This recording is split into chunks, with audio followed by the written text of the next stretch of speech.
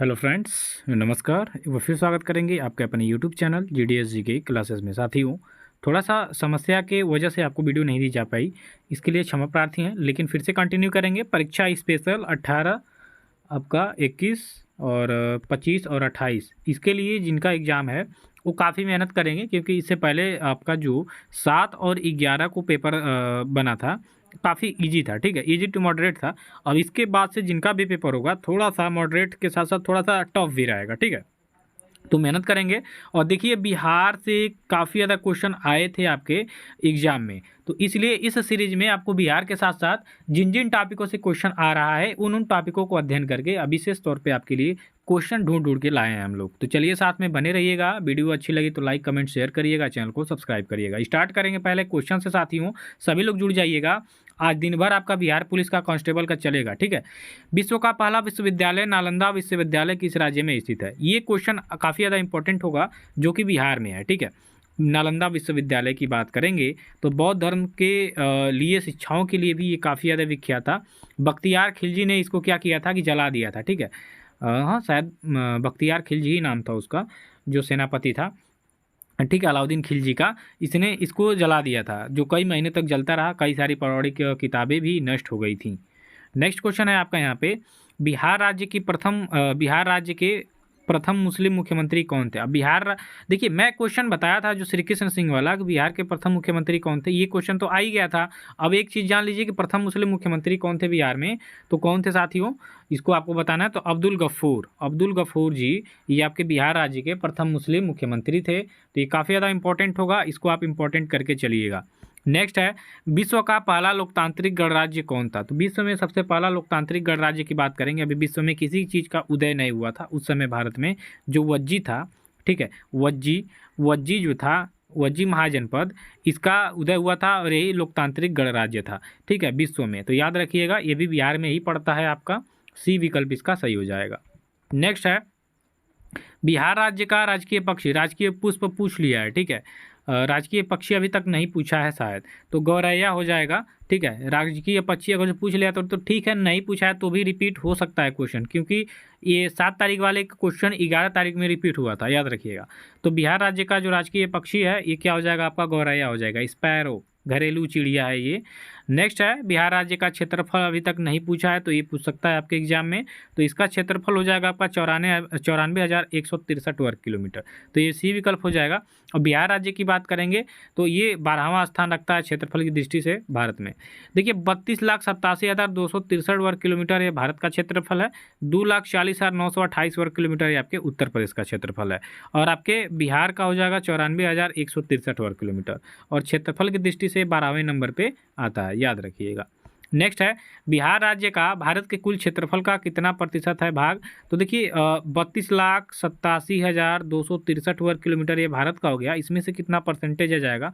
तो ये आपका 94,163 वर्ग किलोमीटर है ना बिहार, तो इसका हो जाएगा आपका लगभग आप देखेंगे तो इसका हो जाएगा आपका 2.86% भारत के भूमि में हिस्सेदारी यानी क्षेत्रफल में हिस्सेदारी आपके बिहार राज्य का। तो बी विकल्प करिएगा। नेक्स्ट करेंगे, पटना हाई कोर्ट के वर्तमान में मुख्य न्यायाधीश कौन है? तो वर्तमान में जस्टिस जो के विनोद चंद्रन हैं, ये संजय करोल की जगह पे स्थान लिया था इन्होंने। हाल ही में 2025 तक ये रहेंगे, 2025 तक इनको नियुक्त किया गया पटना उच्च न्यायालय का मुख्य न्यायाधीश जस्टिस के विनोद चंद्रन, याद रखिएगा। कृष्ण विनोद चंदन है। पटना गंगा नदी के किस किनारे पर स्थित है? पूर्वी तट पे, पश्चिमी तट पे, उत्तरी तट पे या दक्षिणी तट पे? तो पटना, सबसे पहले जानिए पटना किस नदी के किनारे स्थित है? गंगा नदी। ये क्वेश्चन आ चुका है। अब यहाँ पे पूछ दिया घुमा के कि किस तट पे, दक्षिणी की, उत्तरी की, पश्चिमी की, पूर्वी? तो दक्षिणी तट पे, याद रखिएगा। पटना शहर आपके गंगा के दक्षिणी तट पे स्थित है, तो यहाँ पे डी विकल्प करेंगे सही। नेक्स्ट कह रहा है आपसे कि बिहार दिवस हर साल किस तिथि को मनाया जाता है? अब बिहार दिवस की बात करेंगे तो बिहार दिवस मनाया जाता है आपके 22 मार्च को। ठीक है, इसी 22 मार्च को ये स्थापना हुई थी बिहार स्टेट की। तो ऑप्शन नंबर यहाँ पे आप बी को सही करेंगे, 22 मार्च। देखिए, काफ़ी ज़्यादा इंपॉर्टेंट है भैया, इसमें क्वेश्चन फंसेगा। बिहार में क्षेत्रफल की दृष्टि से सबसे छोटा जिला, तो क्षेत्रफल की दृष्टि से अभी पूछा नहीं है, पूछ सकता है, शिवहर हो जाएगा। ये ऑप्शन इसका राइट आंसर हो जाएगा। हमारे कई सारे स्टूडेंट जो कई बार कह रहे हैं सर वीडियो नहीं दे रहे हैं, भाई क्या करें, दिक्कत हो जा रहा है थोड़ा सा। नहीं तो एकदम क्वेश्चन फंसे थे 11 वाले। जो एग्ज़ाम में हमारी सारी वीडियो बिहार से देखे होंगे, 13-14 लगभग वीडियो डाली गई थी, इसमें से आपका 60% तक फंसा था क्वेश्चन, ठीक है। अब भी जाके देख सकते हैं, और जो मैं झूठ बोल रहा हूँ तो। नेक्स्ट है बिहार राज्य के प्रथम मुस्लिम राज्यपाल। अब यहाँ पे मुस्लिम राज्यपाल, मुस्लिम मुस्लिम आ रहा है, हो सकता है आपके एग्जाम में इसमें से एक क्वेश्चन देखने को मिल जाए, तो ये हो जाएगा आपका जाकिर हुसैन जी, ठीक है। जाकिर हुसैन बिहार राज्य के प्रथम मुस्लिम राज्यपाल के रूप में कार्य किया था। नेक्स्ट है भारत के पहले राष्ट्रपति डॉक्टर राजेंद्र प्रसाद का संबंध है। तो भारत के पहले राष्ट्रपति डॉक्टर राजेंद्र प्रसाद, याद रखिएगा 1950 है ना, 1950 गणतंत्र हुआ, राष्ट्रपति का पोस्ट यहाँ पे क्लियर हो गया था, ठीक। और 1950 से राष्ट्रपति के रूप में कार्य किए, तो ये आपके बिहार से संबंध रखने वाले थे, ठीक है। डी विकल्प करेंगे यहाँ पे सही कि भारत के पहले राष्ट्रपति भारत रत्न डॉक्टर राजेंद्र प्रसाद जी बिहार से संबंध रखने वाले थे, ठीक है। नेक्स्ट है बिहार का पहला अंग्रेजी दैनिक समाचार पत्र कौन है। तो बिहार का पहला अंग्रेजी दैनिक समाचार पत्र यहाँ पे आप देखिएगा, तो ये हो जाएगा आपका द सर्च लाइट। डी विकल्प करेंगे यहाँ पे सही कि बिहार का पहला अंग्रेजी दैनिक समाचार पत्र कौन है, द सर्च लाइट। अगला कह रहा है कि बिहार का सबसे प्राचीनतम संदर्भ किस वेद में मिलता है, यानी बिहार का सबसे प्राचीनतम चीज़ें, यानी बिहार के बारे में सबसे प्राचीन चीज़ें आपके किस वेद में देखने को मिलेंगी, तो ये मिल जाएंगी आपकी अथर्ववेद में, ठीक है। सी विकल्प करिएगा यहाँ पे सही। बिहार या बिहार का उल्लेख किस वेद में ऐसे आ जाता है, तो क्या करेंगे, अथर्ववेद को करेंगे, ठीक है। अगला कह रहा है कि महावीर स्वामी का जन्म कहाँ हुआ था, तो ये बिहार के, ठीक है, कौशाम्बी के पास ही था ना, कुंडग्राम, ठीक है। तो कुंडग्राम में इनका जन्म हुआ था, किसका, महावीर स्वामी का। महावीर स्वामी कौन थे, याद रखिएगा जैन धर्म के 24वें तीर्थकर थे और अंतिम तीर्थकर, और वास्तविक संस्थापक इनको माना जाता है आपके जैन धर्म का, किसको, महावीर स्वामी को। तो इतनी बात याद रखिएगा, कुंडग्राम में। जैन और बौद्ध से क्वेश्चन आपके हर एग्जाम में देखने को मिलेंगे बिहार पुलिस कांस्टेबल के। मगध राज्य का उल्लेख सर्वप्रथम किस वेद में मिलता है, मगध राज्य का, तो ये भी आप देखेंगे तो इसका भी ऑप्शन वही जाएगा अथर्ववेद में, तो बी विकल्प करिएगा यहाँ पे सही। नेक्स्ट है विश्व व्यापार संगठन। देखिए संगठनों से एक क्वेश्चन आया था आपके 11 तारीख वाले पेपर में, तो विश्व व्यापार संगठन WTO की बात कर रहा है यहाँ पे, वर्ल्ड ट्रेड ऑर्गेनाइजेशन की। तो यहाँ पे विश्व व्यापार संगठन की बात करेंगे तो जिनेवा में हो जाएगा, बी विकल्प करिएगा यहाँ पे आप सही करेंगे। नेक्स्ट है यूनेस्को का मुख्यालय कहाँ स्थित है, ये काफ़ी ज़्यादा इंपॉर्टेंट होगा। यूनेस्को जो विश्व धरोहर सूची वाला चीज़ें हैं, यूनेस्को जो अपने अंदर समाहित करता है, टैग देता है कि हाँ भाई ये विश्व धरोहर क्षेत्र में इसको शामिल किया जाएगा, तो इसका मुख्यालय आपका पेरिस में। पेरिस की बात करेंगे तो ये आपके फ्रांस की राजधानी है, याद रखिएगा। सीन नदी के किनारे ये आपका पेरिस स्थित है, अगर जो आपके एग्जाम में आता है तो सीन नदी मार दीजिएगा। नेक्स्ट है सार्क का मुख्यालय कहाँ स्थित है। सार्क से क्वेश्चन बनता ही बनता है, और इसका मुख्यालय देख लीजिए तो नेपाल की राजधानी काठमांडू में। कहाँ की, तो नेपाल की राजधानी कहाँ है, काठमांडू, और ये जो काठमांडू है यहीं पे आपके सार्क का मुख्यालय स्थित है। अगला क्वेश्चन कहा जा रहा है कि एशिया का ज्योतिपुंज शाक्य मुनि किसे कहा जाता है। तो एशिया का ज्योतिपुंज और शाक्य मुनि की बात करेंगे तो ये कहा जाता है महात्मा बुद्ध को। डी विकल्प करिएगा, एशिया, लाइट ऑफ एशिया, ठीक है, light of Asia. Light of Asia किसे कहा जाता है, तो लाइट ऑफ एशिया कहा जाता है महात्मा बुद्ध को। यहाँ पे डी विकल्प हो जाएगा सही कि एशिया का ज्योतिपुंज और शाक्य मुनि किसे कहा जाता है। शाक्य मुनि भी याद रखिएगा, ये महात्मा बुद्ध को ही कहा जाता है, लाइट ऑफ एशिया भी। नेक्स्ट है महात्मा बुद्ध को ज्ञान की प्राप्ति किस नदी के किनारे हुआ था।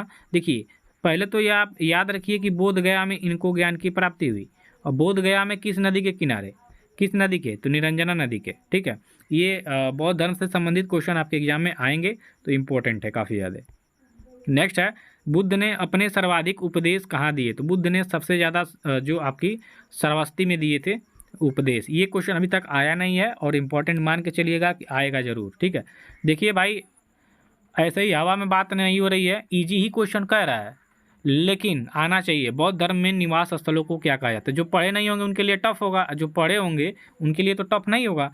तो बौद्ध धर्म में जो निवास स्थल है इसको कहा जाता है विहार, ठीक है।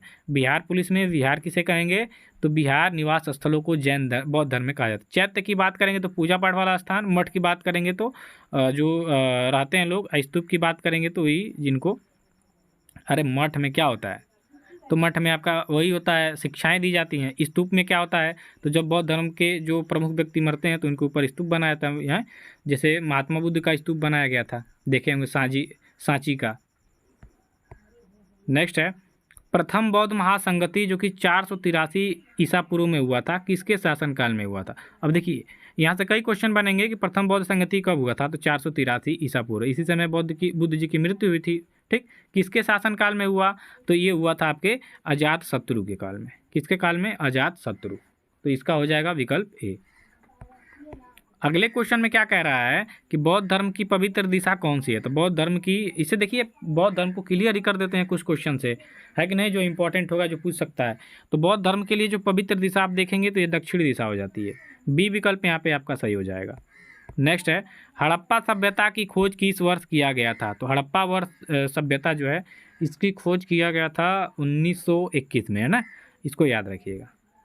सी विकल्प हो जाएगा। नेक्स्ट है, हड़प्पा सभ्यता की खोज किसने किया था, हड़प्पा सभ्यता से 7 और 11 ये दोनों पेपर में देखा गया था, क्वेश्चन बना था इससे 1 से 2 क्वेश्चन, तो इम्पोर्टेंट है ये। और ये जो क्वेश्चन मैं बता रहा हूँ ये अभी पूछा नहीं गया था।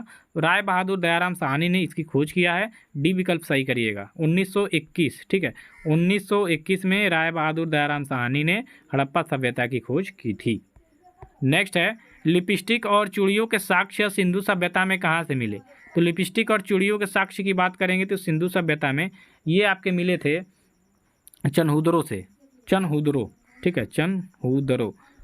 ठीक है, यहाँ से आपके लिपस्टिक और चूड़ियों के साक्ष्य मिले थे, याद रखिएगा। देखिए क्वेश्चन आ सकता है कि मोहनजोदाड़ो से आपका मिला था क्या, विशाल स्नानागार। ठीक है, स्नानागार कहाँ से मिला था, तो मोहनजोदाड़ो से, ये भी याद रखिएगा। नेक्स्ट है, पेरियार टाइगर रिजर्व आपके किस राज्य में स्थित है, तो टाइगर रिजर्व यानी बाघ अभ्यारण्य से भी क्वेश्चन, और जो उद्यान हैं उनसे भी क्वेश्चन आए थे, अभ्यारण्यों से मुख्य, तो ये आपका केरल हो जाएगा, पेरियार केरल। नेक्स्ट करेंगे, वाल्मीकि टाइगर रिजर्व आपके किस राज्य में स्थित है, वाल्मीकि टाइगर रिजर्व की बात करेंगे तो आपके बिहार का ही है। तो बिहार से इंपॉर्टेंट है, बिहार का है तो भैया बिहार वाले तो पूछेगा एग्जाम में। नेक्स्ट है, खानवा का युद्ध कब लड़ा गया था, तो ये लड़ा गया 1527 ईस्वी में। किसके किसके बीच में लड़ा गया था, तो बाबर। ठीक है, बाबर और राणा सांगा के बीच में। बात करेंगे राणा सांगा और बाबर की। राणा सांगा के बाद ही महाराणा प्रताप राजा बने, याद रखिएगा, जो कि अकबर के शासनकाल में आएंगे। तो 1527 ईस्वी में ये युद्ध होता है जिसमें बाबर विजयी होता है। ठीक है, खानवा के युद्ध में। मयूराक्षी बांध परियोजना आपके किस नदी पे स्थित है साथियों, मयूराक्षी बांध परियोजना की बात करेंगे तो ये आपके मयूराक्षी नदी पे ही स्थित है। डी विकल्प करिएगा इसका राइट आंसर।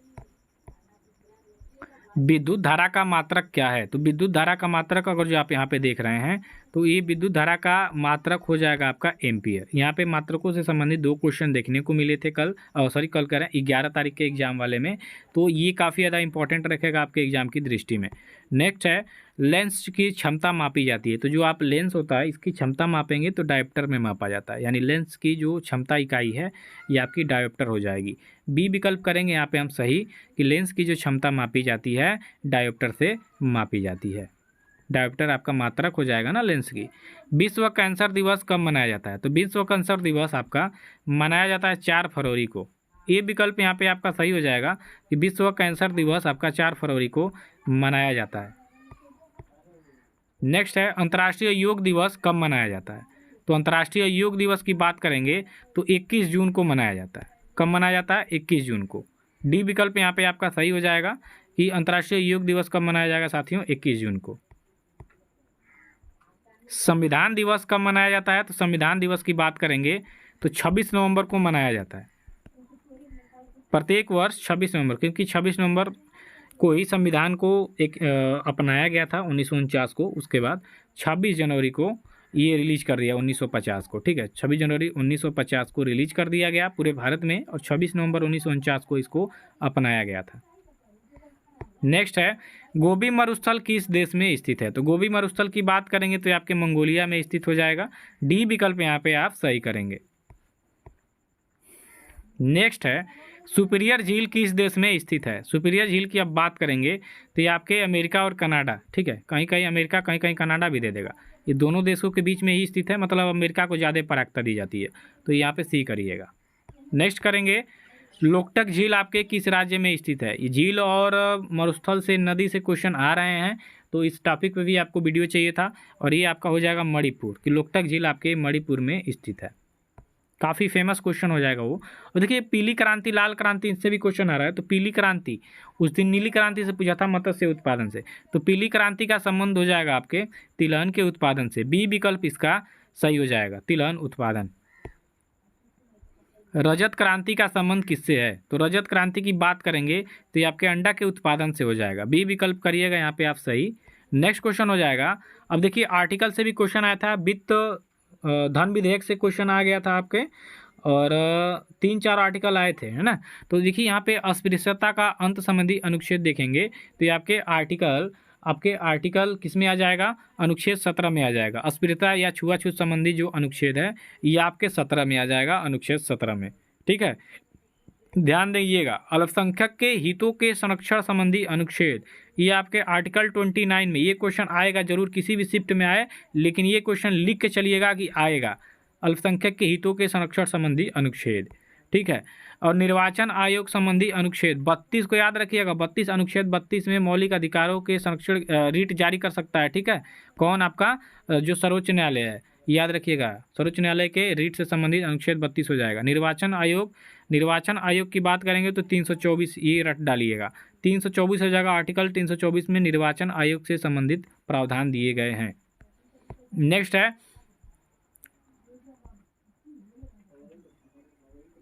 म्यांमार की मुद्रा का क्या नाम है? म्यांमार की बात करेंगे तो म्यांमार हमारे पड़ोसी देश है और इसकी मुद्रा है क्यात हो जाएगा विकल्प बी में। नेक्स्ट है, मुद्रा से भी क्वेश्चन आया था भाई, मलेशिया की मुद्रा का क्या नाम है? तो मलेशिया की मुद्रा हो जाएगी रिंगिट। डी विकल्प करिएगा यहाँ पे सही, मलेशिया की मुद्रा रिंगिट।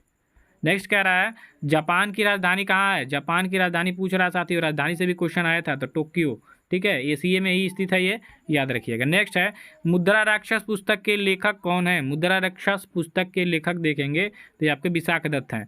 देखिए कोई इससे भी क्वेश्चन आया था पुस्तकों और लेखक से, तो याद रखिएगा। नेक्स्ट है गीतांजलि के रचयिता रविन्द्रनाथ टैगोर जी हैं।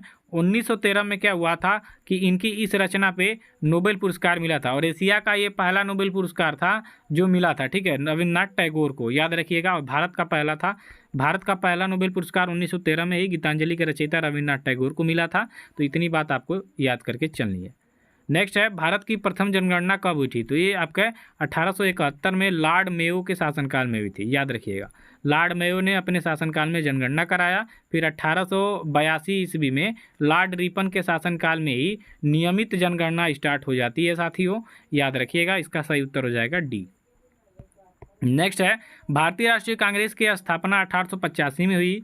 यह किस गवर्नर जनरल के शासनकाल के दौरान हुई थी? ये काफ़ी ज़्यादा इंपॉर्टेंट 2 क्वेश्चन यहाँ पे छिपे हुए हैं, तो इसका लॉर्ड डफरिन हो जाएगा आंसर। और 1885 में आपके भारतीय राष्ट्रीय यानी INC की स्थापना हुई थी ए.ओ. ह्यूम के द्वारा। गांधी इरविन समझौता, गांधी इरविन की बात करेंगे तो ये आपके गवर्नर जनरल थे भारत के, और 1931 में गांधी इरविन समझौता हुआ था। डी विकल्प यहाँ पे आप सही करेंगे। नेक्स्ट है जाकिर हुसैन का संबंध आपके किस वाद्य यंत्र से हो जाएगा? तो ये आपके तबला के प्रमुख वादक हो जाएंगे। ऑप्शन नंबर यहाँ पे आपका सी हो जाएगा। बिस्मिल्लाह खान का संबंध आपके किस वाद्य यंत्र से है? तो बिस्मिल्लाह खान आपके शहनाई के वादक हैं। बी विकल्प यहाँ पे आपका सही हो जाएगा। वीडियो अच्छी लगी तो लाइक जरूर करिएगा साथियों, कमेंट करिए।